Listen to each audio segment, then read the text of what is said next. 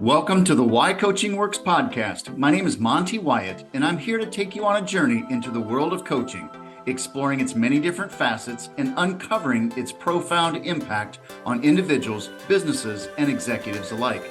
We'll be delving into real-life case studies combined with in-depth research from coaching experts to give you a better understanding of why coaching works today. So if you're ready to begin your exploration into the power of coaching, then let's get started. Before we start today's episode, here's a short message from Adding Zero's Executive Development.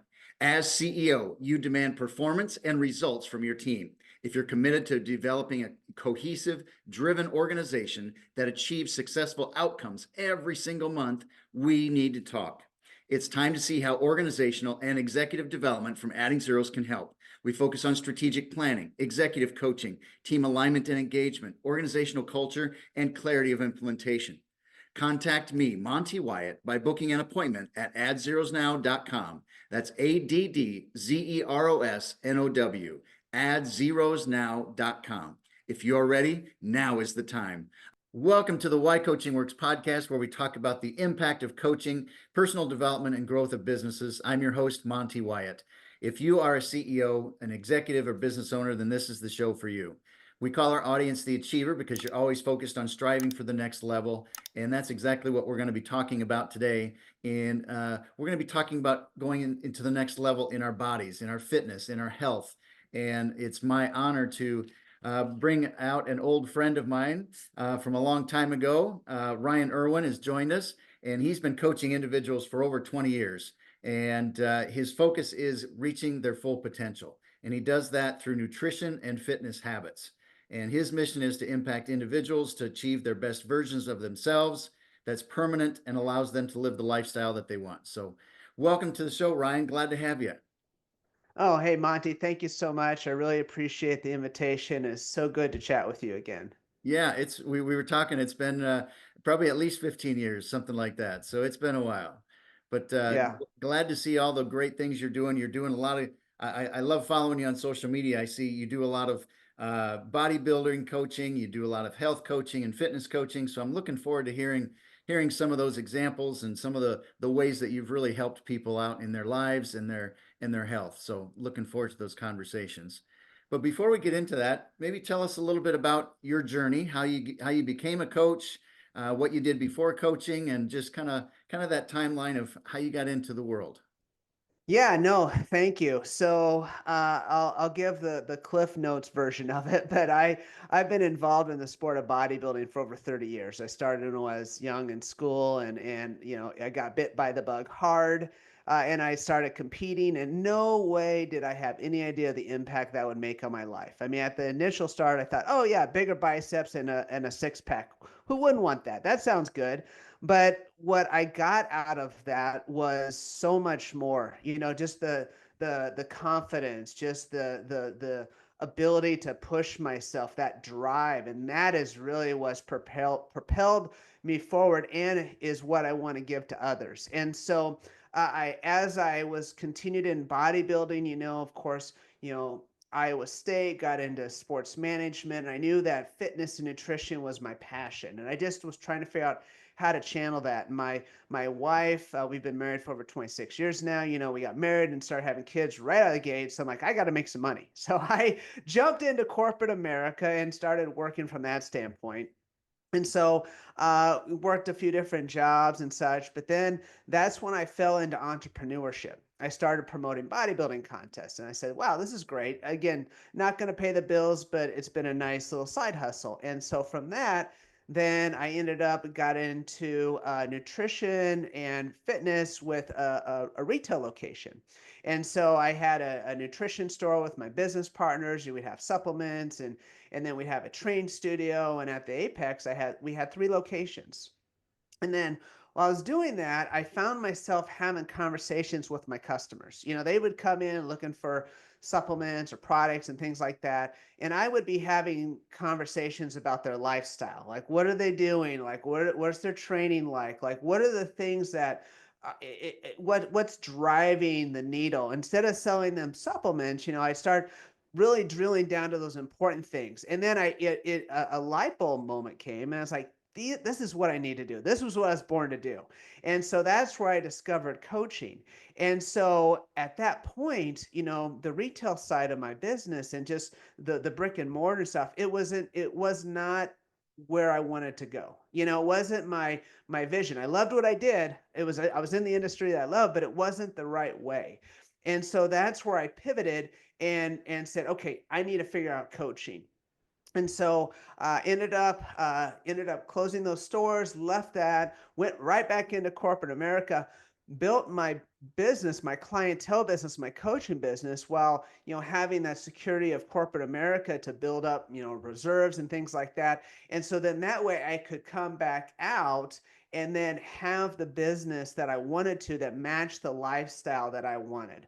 And so that's where I got into coaching. That's kind of how I found it. And really that's my mission to others is to create the lifestyle that they want. And so again, practicing what I preach, it's like, okay, how do I design my lifestyle to do the things I want to do to help impact others? So that's kind of the long and the short of it.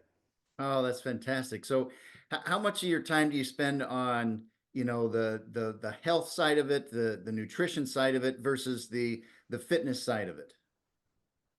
Yeah, well, they're all kind of related. If I look at my clientele, really about 35% of them are competitive bodybuilders. They're the one getting on stage and doing that. And that's really what probably gets the most exposure and people see. Because I mean, it's a visual sport, especially with social media, pictures are out there and things like that. And you go to my website, you can see all the testimonials and people with titles and accolades and stuff. And that's fantastic. And I love that.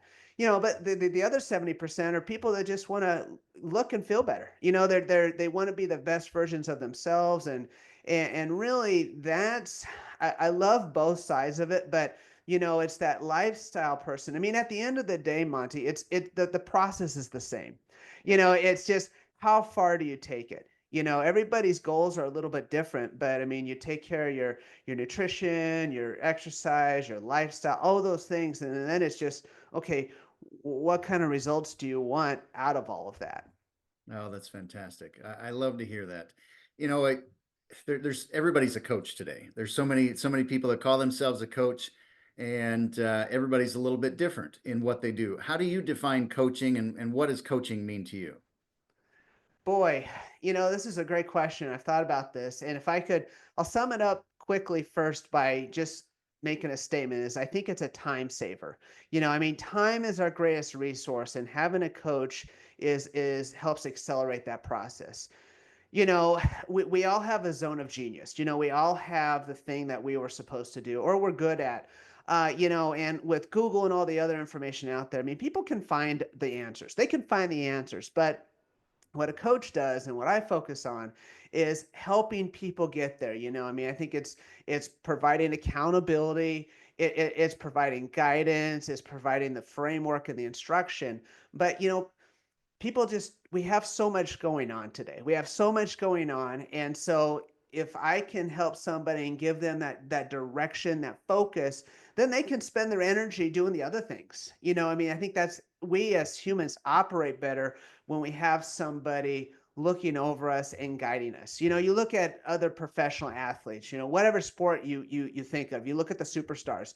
Do they need somebody to teach them how to play basketball, how to swing a golf club, how to, no, they know those skills, but having in somebody pushing them further and helping them hold them accountable, they just execute better. And so I think that's what coaching does. It just kind of unlocks that inner potential in all of us.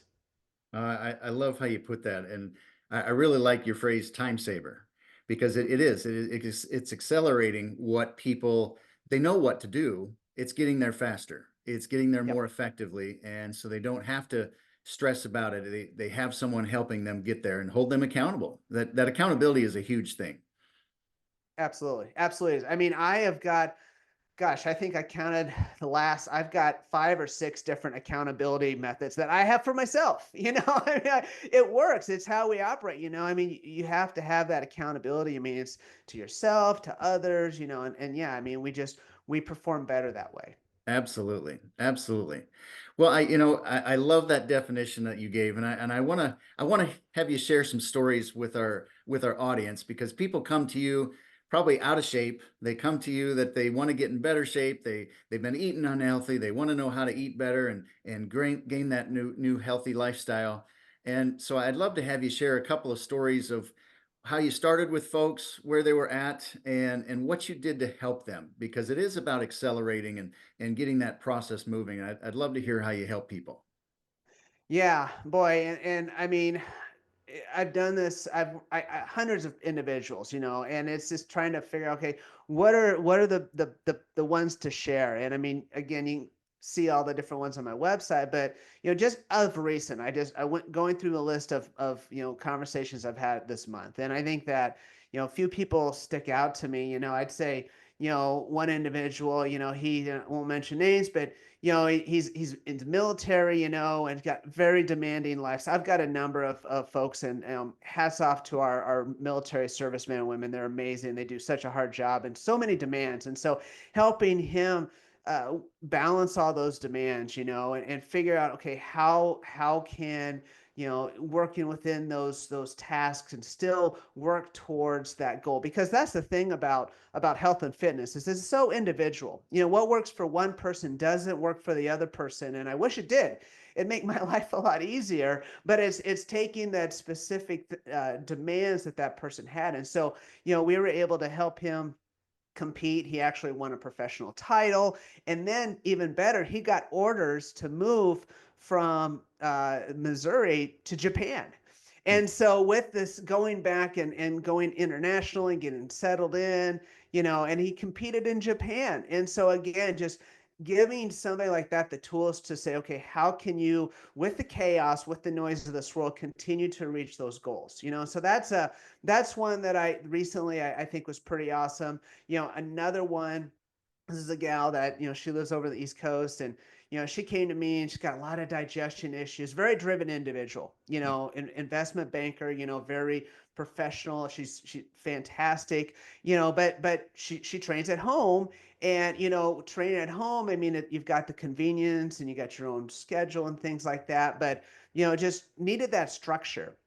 And so in working together, again, from the nutrition side with the digestive challenges, very specific things, working through that, again, accountability, working with helping them see, okay, these are the foods that work best with your body, and then providing the structure of the workouts, providing that structure. And I think the biggest thing is seeing results. I think that's important as a coach, because nothing is more motivating than seeing results. And so we are all our toughest critic. And sometimes it is tough for people to see progress. And so if I can help that individual, or I help any individual see progress, that is self-motivating. And I think that's, besides accountability, probably one of the other big jobs that as a coach we have, is to help them see that progress. So then that way they say, oh yeah, things are happening. And then that just creates momentum. And then that's where the magic happens. Absolutely. You know, uh, it takes a lot of discipline to improve your body, improve your health. Tell us more about some of the recommendations that you give to create that discipline that's needed, and whether it's how much time people need to spend on lifting or exercising, whatever it might be. That discipline is a huge factor. It absolutely is, Monty. And I think that health and fitness, it carries over into the all aspects of our life.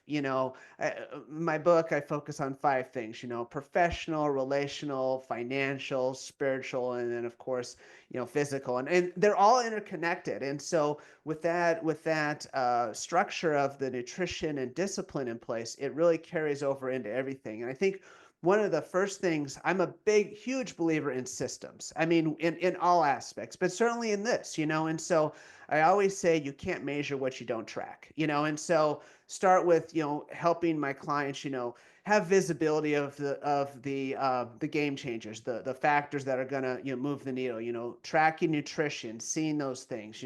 Tracking their training, seeing those things, and I can see those things too. On my app, I can see what my clients are doing or what they're not doing. And so again, I can then have that visibility and help come alongside them and either say, hey, look at what you're doing, or hey, let's double down on this because it's not quite where we need it. And building those habits. At my client check-ins, I focus on 2 to 3 what I call key impact factors, and these are things that can help reinforce or build those habits or keep them going strong. And so that way, again, this just helps move that process forward, continues to develop the discipline that they need to, again, get the results they want. Awesome. I want to reinforce something to our audience, the achiever, and it's not only for fitness and health, but it's for every aspect of your life. You said you can't measure what you don't track.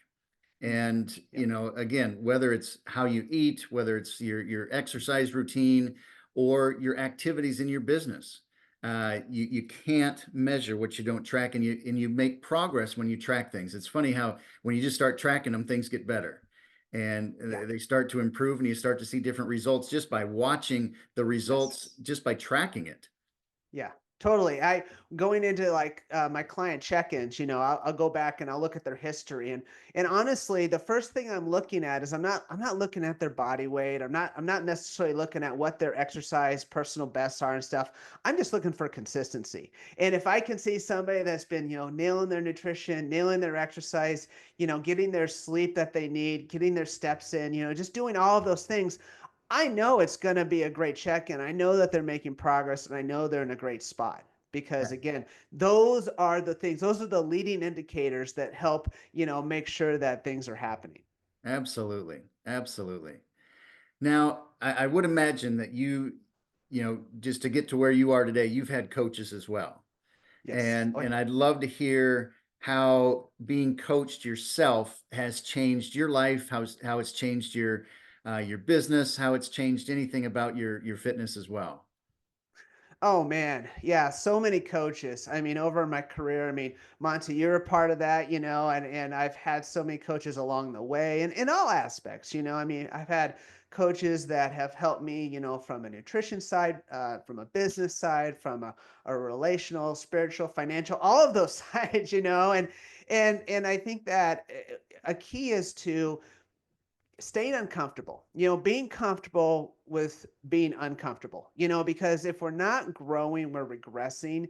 And that was a mistake that I made too long ago is I was comfortable, I'm like, oh, I got this, and then I realized something, no, I don't, and I am still constantly learning. I am just an avid reader and just trying to soak things up and, being very purposeful about how am I growing, and I still, I think we talked about this before we hit the record button, I think I've got 5 or 6 different accountability things that I use right now. And I've got people I'm surrounding myself with that make me better, push me to become better. And, without that, the other way you end up going is you're not improving. And again, my job is to help my clients do that. And so if I'm not growing, then I'm not helping them grow.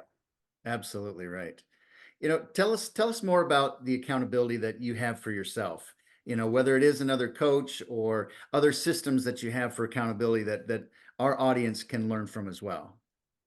Yeah, sure. So I'd say the first thing is I was kind of go through my routine is so the first thing is my morning routine. I think that that's a huge your morning and evening routine is huge. It really is what sets the pace for the day. And so, I've got that accountability to myself. Like this is my morning routine. Even when I travel, I have this routine in place.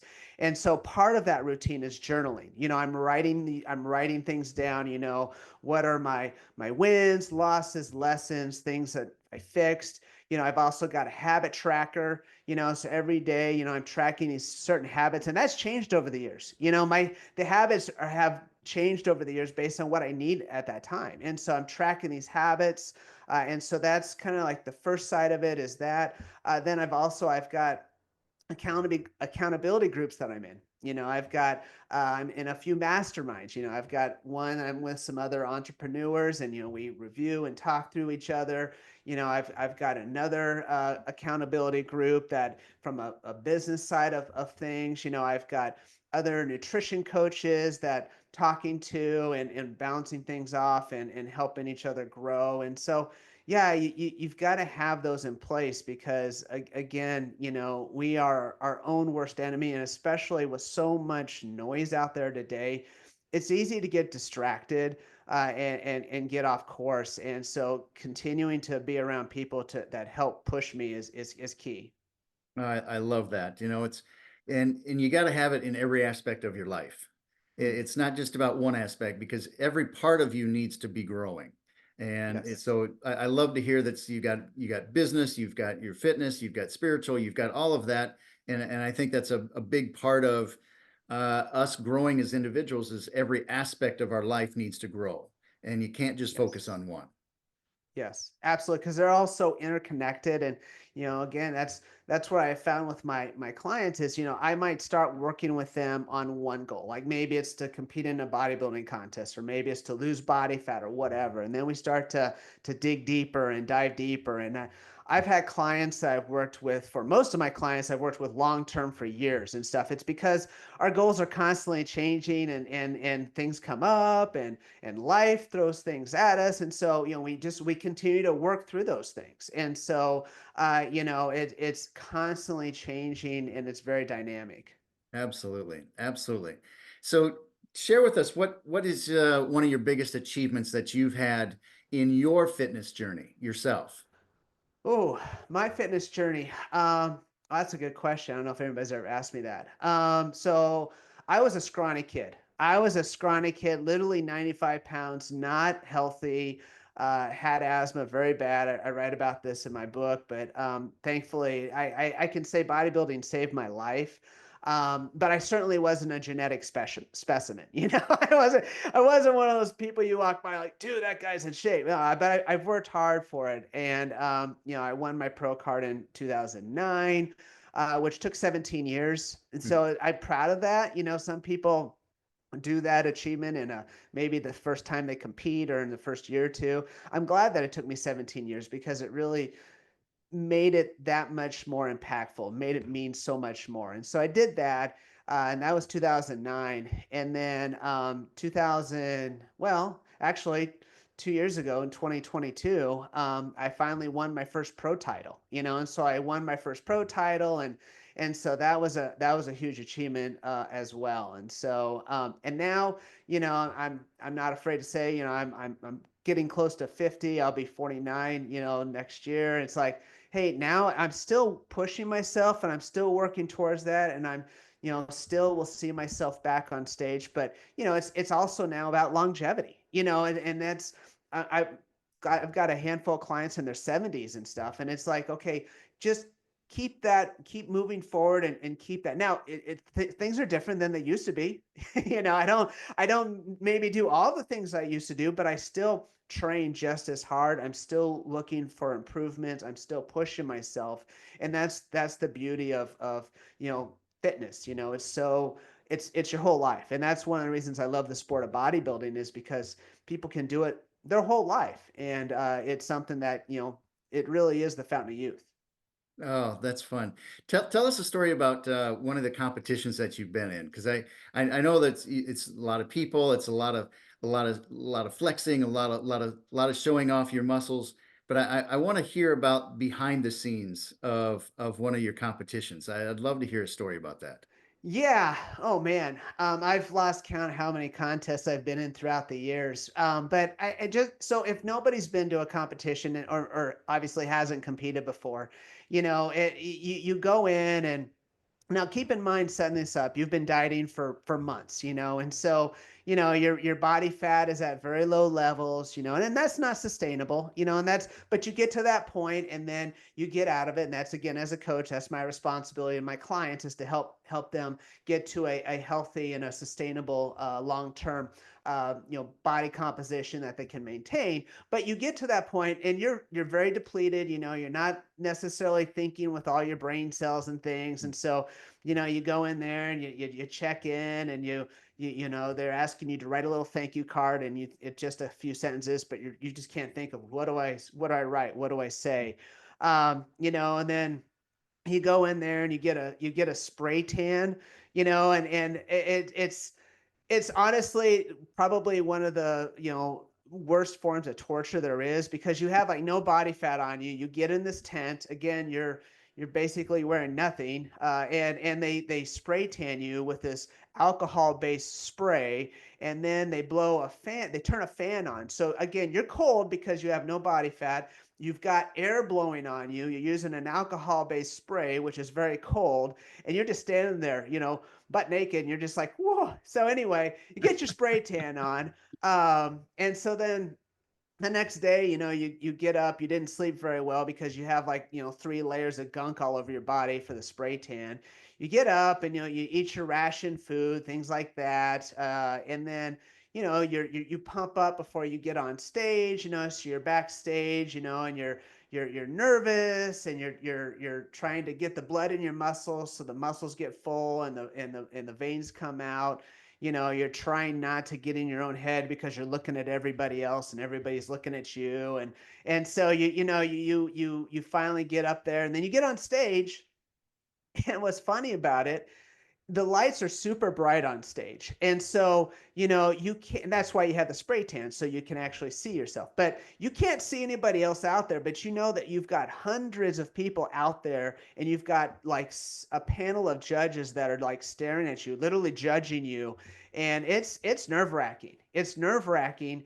And while you're doing that, you've got to be able to pose. It's one thing to flex in front of your bathroom mirror, and you feel good about it. You're like, yep, that's exactly what I want to do. But when you've got all those other aspects and you have no mirror and you got hundreds of people in front of you and you can't see anything, it's intense. And so then you've got to, flex and make sure that everything from every angle is in the right proper position, and do that multiple times. And thinking about it, it's extremely challenging, because when you're in the gym and you're lifting weights, you're pushing weights, and what's happening is those muscles are contracting and they're flexing. Well, imagine doing that with every single muscle in your body for 10, 15, 25, 30 minutes. So at the end of it, you are extremely exhausted because you've just maximally worked every muscle in your body. The next day, you've got muscles and areas hurt that you never knew was going to hurt, or never even knew they existed. And so that's kind of, I mean, not a specific contest, but that's how every single contest is. But at the same time, it's such a great atmosphere because you're around other people that push themselves and have that same drive, and there's just this mutual respect that you automatically have. And so when you go to these competitions, now I'm involved as a judge, as I put on competitions. It's just kind of like a family reunion, because again, you're surrounded by other people that have done this, and it's just a great feeling, and just a great group of individuals to be around. Well, congratulations on all of your success with that. That sounds like a very stressful scenario, but it sounds like you manage it well. So that's awesome. Thank you. Yeah, and here 30 plus years, I obviously enjoy it. I'm still doing it. Absolutely. Oh, that's awesome. Well, I really appreciate everything you've shared with us. I want to ask one more question. What would you suggest, or a tip that you'd give to someone who's considering being coached, whether it is for fitness or health, or in general business or life coaching, you name it? What kind of tips would you give someone?